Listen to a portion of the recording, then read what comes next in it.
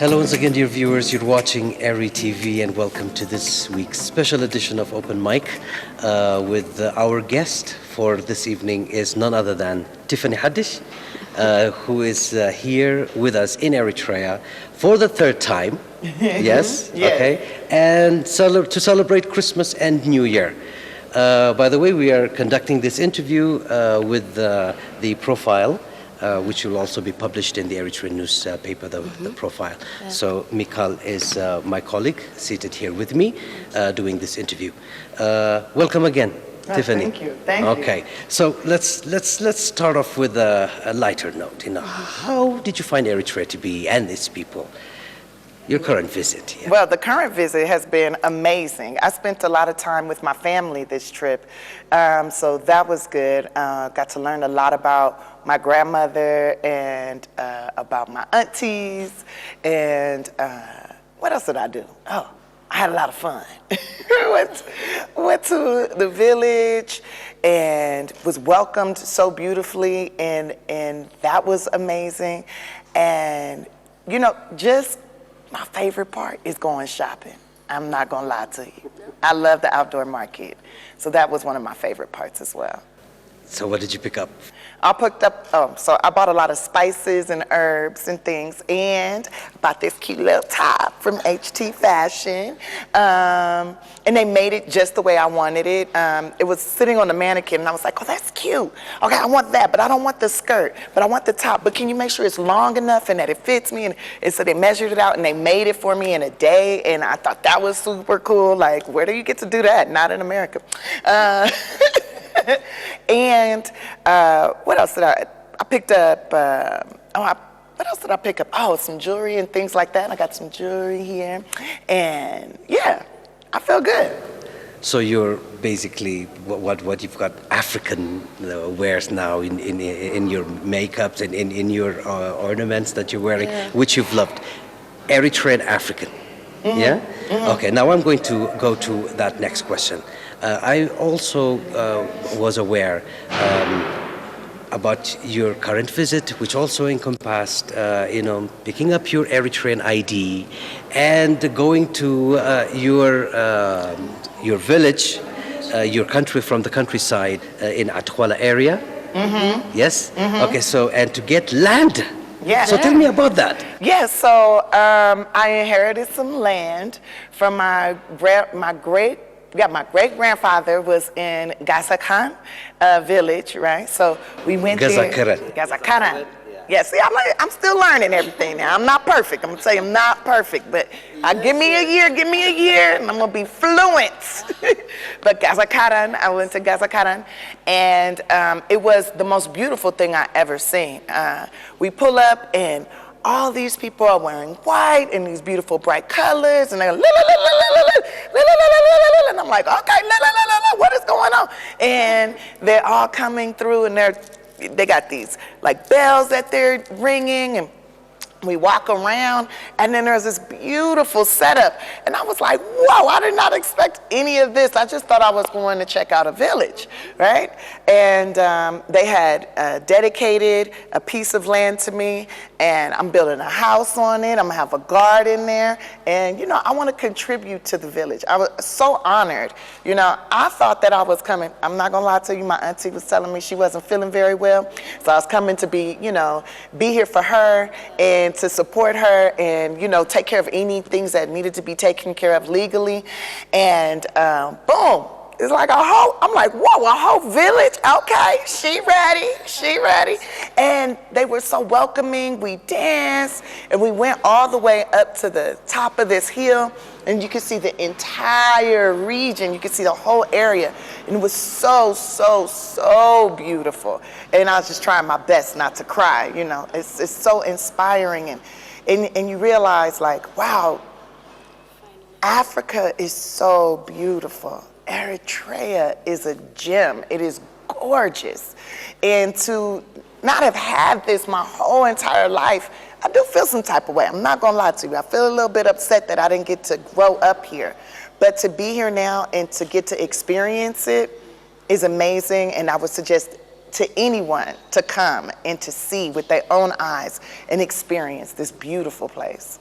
You've also got your Eritrean ID. Yes. I was there. Yes. So tell me about that. How did it make you feel to have acquired it finally, you know? Well, it felt amazing to be able to acquire my Eritrean ID, to be able to come and go to my homeland as much as I want is great. You know, when you don't have your Eritrean ID, and you're trying to visit, you're trying to come, you have to, you know, send your passport in. It takes like a week. You get your visa, then you get to come. Then you get so much time, and then that visa expires, right?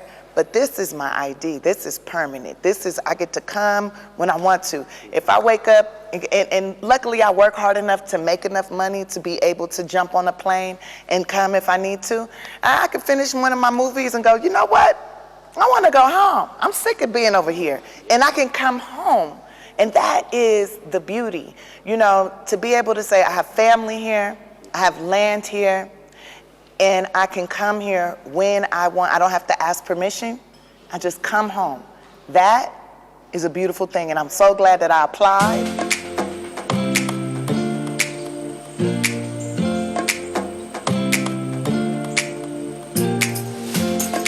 Before we proceed, I love your clothes. This is from the Kunama ethnic group. I'm glad you're showing the world that you're finally Eritrean by showing off through your clothes. Yes. So, you met with the president. So, how was your meeting with the president? Oh, now that was interesting because I had a lot of questions. And, you know, my whole thing in life is never go nowhere where you can't make it better. If you go somewhere, go there to make it better, right? My mom used to always say that to me. The only reason that you on this planet is to make it better, not to use, not to waste, but to make things better. So how are you making things better? So I went to the president. Now, first of all, he has a lot of personality. Okay, he is very funny. And he's very adamant about the agriculture here, which is something I'm very adamant about too in life. You know, I have my own garden at home. I'm opening, in Los Angeles, I'm opening a grocery store, and I want 75% to 100% of the products sold in that grocery store to come from Africa, to come from black people, to come from the diaspora.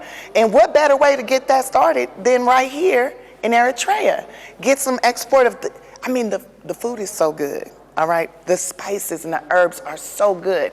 Why not have that in America? And introduce Americans, African Americans especially, to the beautiful culture that's here. We're so disconnected in America from Africa as it is. You know, they portray these certain things on TV. That is not true. You know, and you'll never know unless you come or you meet someone that is from here and they can show you, right? But that's far few in between. So why not create a place where people can come, they can get real food, fresh food, you know, they can learn about shuro and mjara and taste it and experience it. And so we were talking a lot about that. That's what you are. Okay, all right. So Tiffany, let's talk of investment, some serious investment. Do you plan to invest here in Eritrea, or is there a movie that you're planning to make? Oh, well, I definitely plan on investing here in Eritrea in a multitude of ways. Definitely, so I had this script written about my first experience coming here, and so I want that movie to be made here. Now, the studio, they're talking about different other places, and I am putting my foot down and saying, no, I want it here. And so we got to make sure the infrastructure is right and everything, but that's a huge investment that I'm bringing to the country because I want, we bring our American movie makers, but those movie makers teach our Eritreans how to make movies too. Now that continues the cycle, right? So that's a huge investment in being able to tell our stories here, right? And the world to see and giving opportunities to our youth, I think that's going to be huge. Then, I love to garden, I love food, so I'm gonna invest in the agriculture, and that's gonna go a big bridge between, America and here. Then, I went to Masawa. I love me some Masawa, and I don't understand why there's not a resort there. There should be a resort there where people come to vacation. So I'm definitely making investment in that too, and building a resort. perhaps have you seen, I mean, the fact that these are lacking here in Eritrea, that, you know, the fact that the world has something to do with it? Now, there is a lack of certain resources here. I've noticed that. And I'm not sure why. It seems to me that, you know, well, I kind of do know why. I feel like I do know why, you know, because we're not pushovers, okay? We don't bow down to, I mean, I know I don't in my life. I don't just do what somebody tell me to do if they're going to give me a handout. I'm not about handouts. I'm about earning what's mine and, you know, creating and building and working together. Now, if somebody wants to work together, cool. And that's what I feel like Eritrea is about. Like, we're not taking no handouts over here, okay? Now, you want to work with us where we can grow too, cool. But you're not going to just take.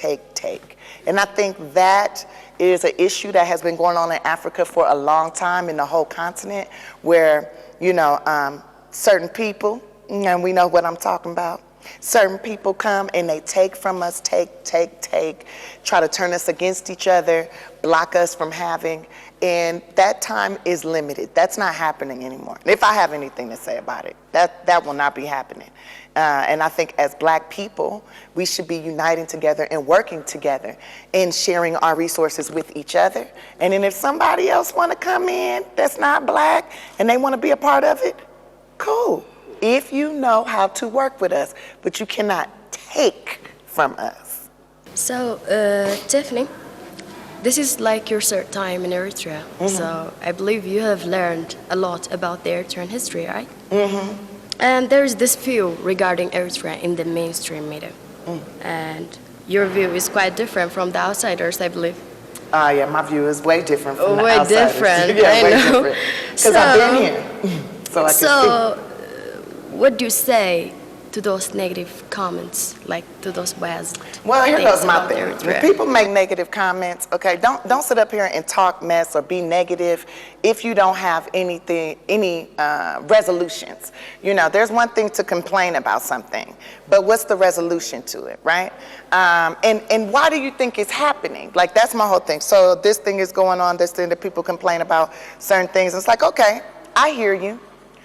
How you gonna fix it? What's your idea to fix it? If you don't have no idea to fix it, shut up. Shut up. Because you running your mouth is not fixing the problem. Now, I'm a firm believer in, now if I don't like something, I will say I don't like it. That's cool. So you don't like it. But if I don't like something, what would make it better for me, right? What would make it better for the people? And I think of that, and then I come up with some ideas, then I find the people that can help me activate those ideas and make that happen.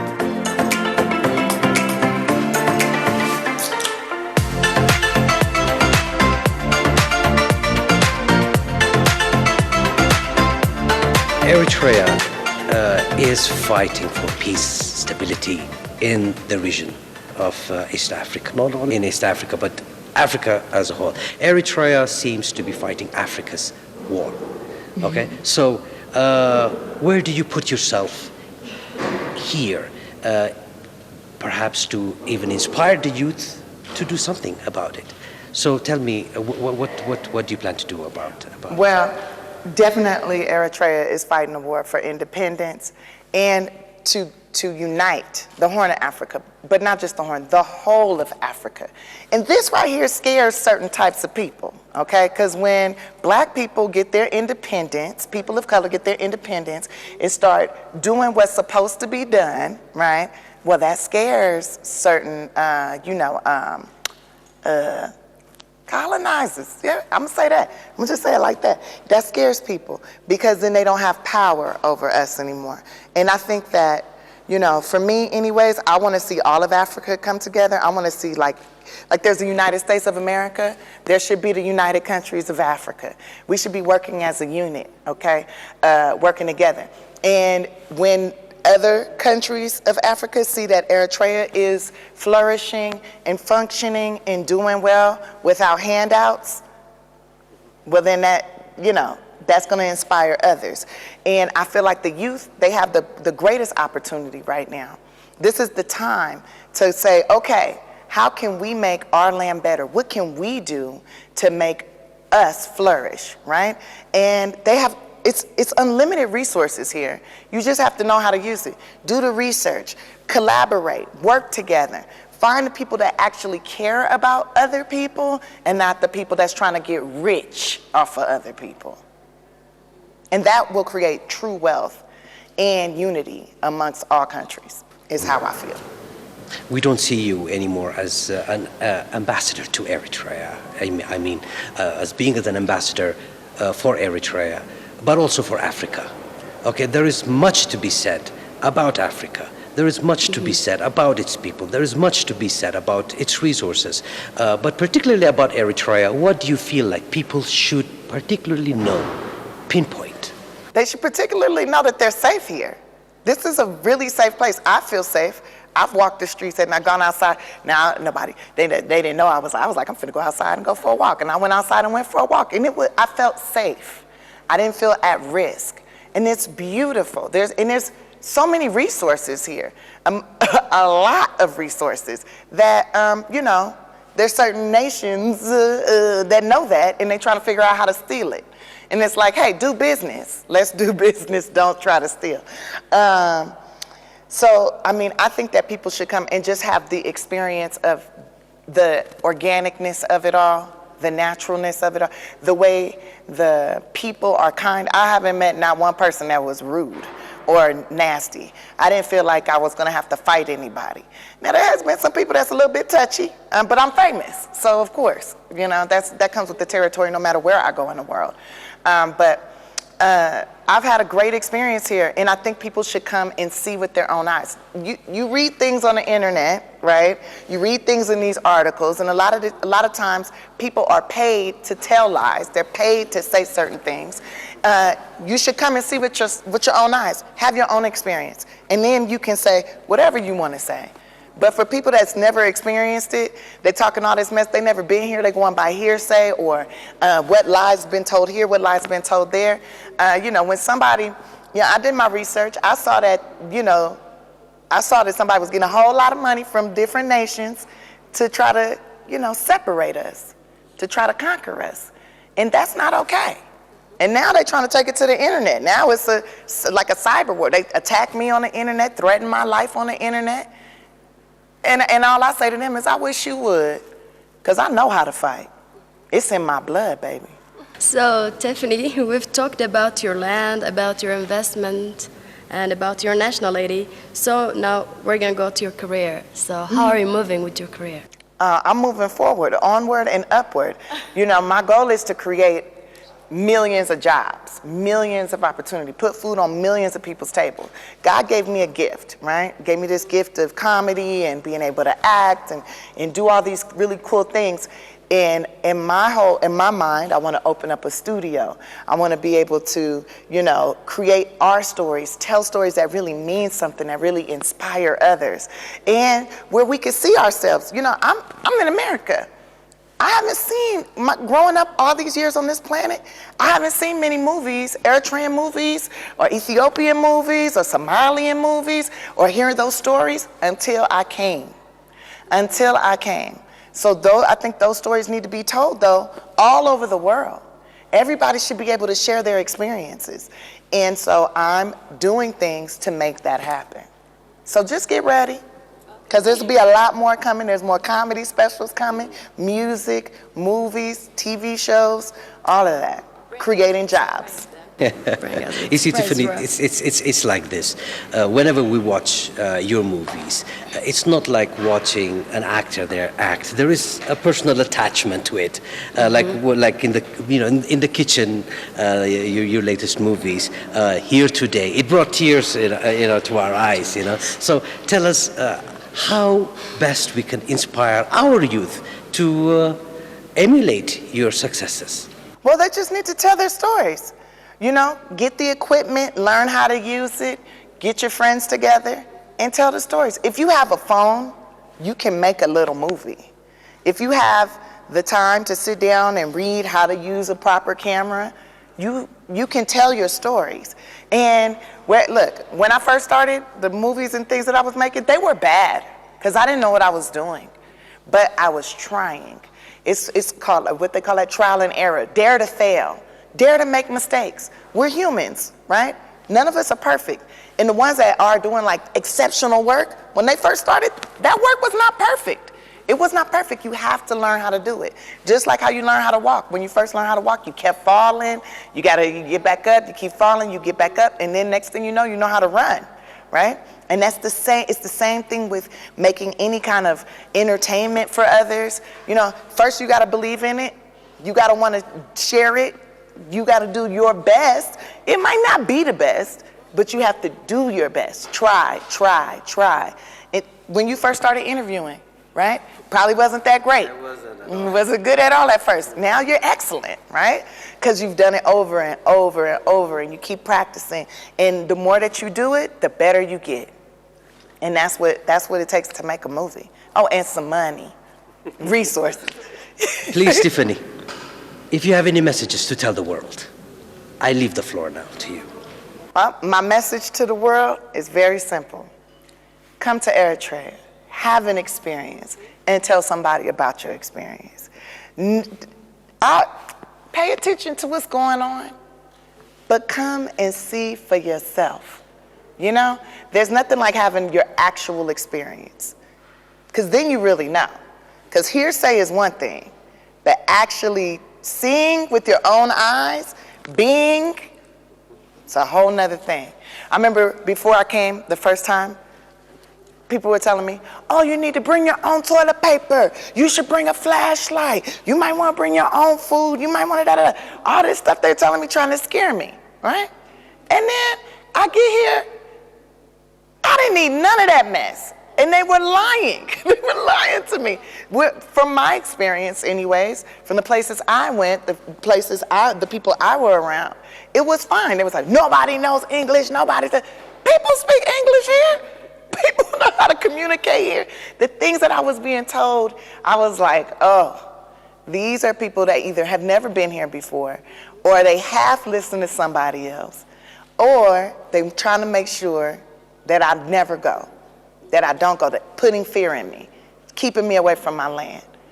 I'm gonna go see. My daddy wanted me to see, and so I came to see. And I'm so glad, and I feel like I'm honoring him. I'm honoring all my ancestors being here, and what I know I can bring to the land is gonna really enhance all of us. Before we wrap up, I want to ask you about something. Last time you visit to a place, there is this thing called Negdec in Eritrea. People gather and they share food, injera, suwa, and I bet you had some of it. So how was your experience? Oh, it was really good. That was good. Yeah, it was a good time. We danced, we laughed, we ate, met a couple of cute guys. You know, it was a good time. It was a good time. Oh yeah, that was fun. That was fun. You know what else I did that I've never done before in my whole life? I went and got a dish. Yeah, I went dish. Yeah, with the smoke and everything, and the what they call it, the butter. They put it in your hair, and then they put honey and turmeric on your face, and then you sit in this thing over this hole with this wood, and it's just. Oh, it's just sweating out everything. And I was like, whoa, okay. I don't know. And I get out of there, my skin was so soft. And I felt like I was smoked to perfection. Delicious. Mwah. Yes. There's a thrum. Wait, no, that's full. Wait, thrum. No, that's good. No. Sabut. No, and thrum is good. Yeah, thrum is good food, right? Good food, right? Thrum. All right, Tiffany, one last message to those people that are writing at the social media. I want you to tell them a message. And if you were to tell them anything, what would it be? Now, see, what I want to tell them is inappropriate for TV. I think that says it all. So make it a bit appropriate. I think that says it all. Dear viewers, that was Tiffany Haddish with us, and Merry Christmas, Happy New Year. Merry Christmas and Happy New Year. It is good night from us. Good night.